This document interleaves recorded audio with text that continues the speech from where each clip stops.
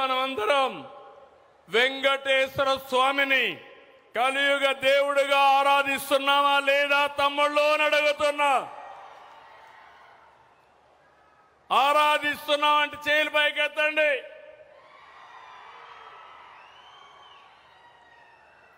అలాంటి దేవుడికి అపచారం జరిగితే అలాంటి వాళ్ళని శిక్షించే బాధ్యత మన పైన ఉందా లేదా అని మిమ్మల్ని అడుగుతున్నా.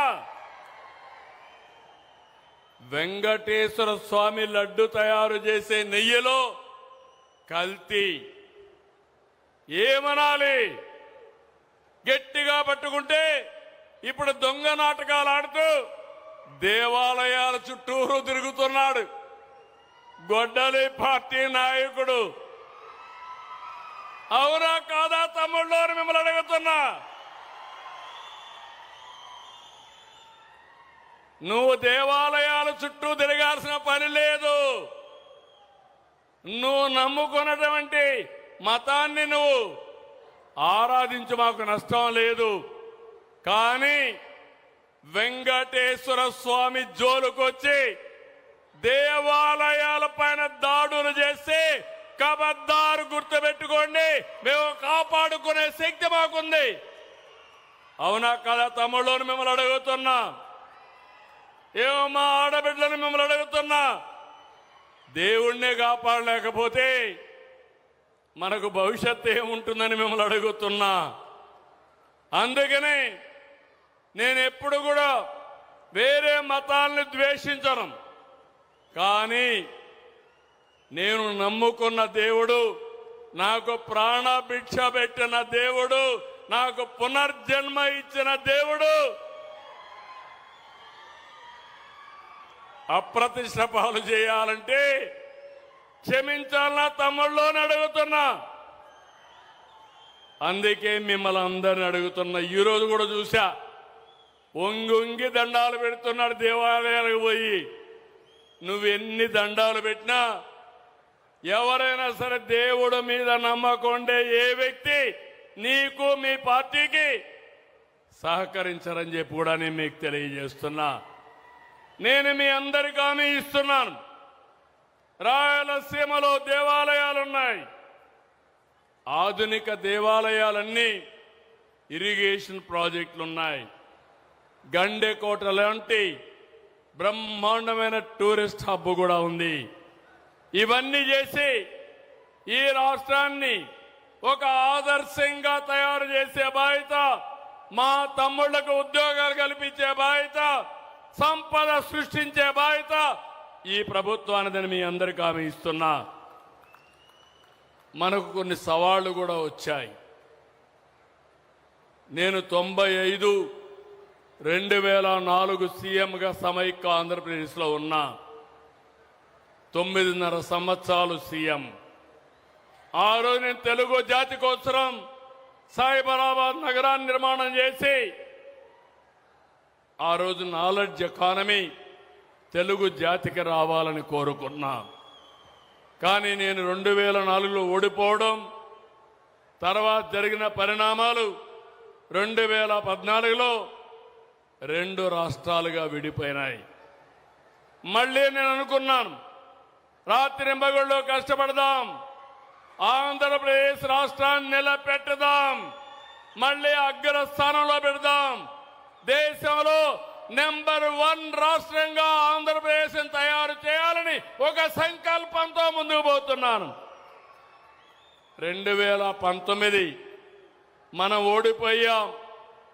మీరు చూశారు. ఆ రోజు మీరు ఒక్కసారి చూస్తే విధ్వంసం, అన్ని వ్యవస్థల్ని భ్రష్టు పట్టించడం. అందుకని నేను మా మిత్రుడు పవన్ కళ్యాణ్ కలిసి ఒక హామీ ఇచ్చాం.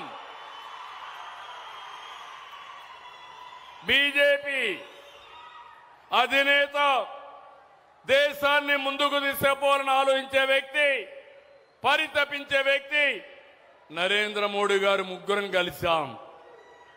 ముగ్గురం ఒక హామీ ఇచ్చాం.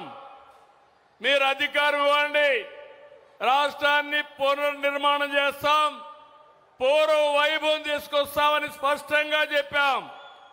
మీరు నమ్మారు.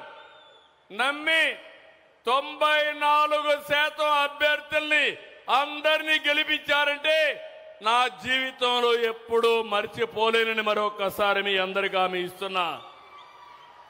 అందుకని వెంటిలేటర్ పై నుండే రాష్ట్రానికి కేంద్ర సహాయంతో ఆక్సిజన్ ఇచ్చి వ్యవస్థలన్నీ ఘాట్లో పెట్టాం. ఈరోజు మీరు ఒక్కసారి చూస్తే నేను ఎన్నికల్లో చెప్పాను, సంక్షేమ కార్యక్రమాలు ఇస్తామని చెప్పాం, మెరుగైన సంక్షేమాన్ని ఇస్తామని చెప్పాం. నిన్ననే అన్నదాత సుఖీభవ కింద 46 లక్షల మంది రైతుల ఖాతాలో డబ్బులు వేశాం. అదే సమయంలో మొదటి తారీఖున అందరికి 4,000, 6,000, 10,000, 15,000 పింఛన్లు ఇచ్చాం. మళ్లీ మొదటి తారీఖు వస్తా ఉంది. మళ్లీ పింఛన్లకు సిద్ధంగా ఉన్నాం. ప్రజాసేవలో పేదల సేవలో ముందుకు పోతాం. అదే సమయంలో మీరు ఒక్కసారి ఆలోచిస్తే రాబోయే నెలలో ఏదైతే తల్లికి వందనం చెప్పామో 15,000 రూపాయలు తల్లికి వందనం. ఎంతమంది పిల్లలుంటే అంతమంది పిల్లలకు తల్లుల అకౌంట్లో వేసే బాధ్యత మాది.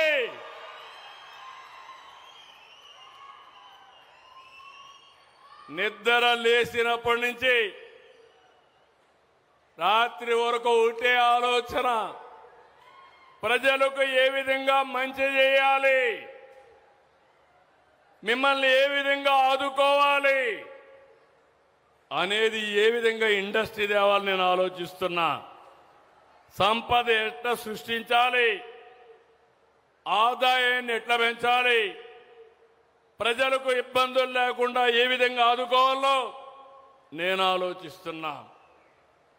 అయితే అదే సమయంలో గొడ్డలి పార్టీ రాత్రింబగళ్ళు కుట్రలు ఆలోచిస్తున్నారు. ఉదయం లేచి రాష్ట్రాన్ని కులం, మతం, ప్రాంతం, వర్గాల వారిగా విడదీసేలా రోజు విషయాన్ని గమ్ముతున్నారు. మీరు చూసుంటారు, నా రాజకీయ జీవితంలో చాలా మందిని చూశారు, కానీ కన్నార్పకుండా అబద్ధాలు చెప్పడంలో దిట్ట గొడ్డలి పార్టీ నాయకుడు. అవునా కాదా తమ్ముళ్ళని అడుగుతున్నా.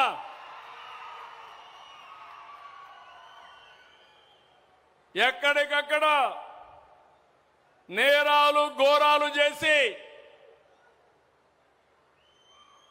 దానికి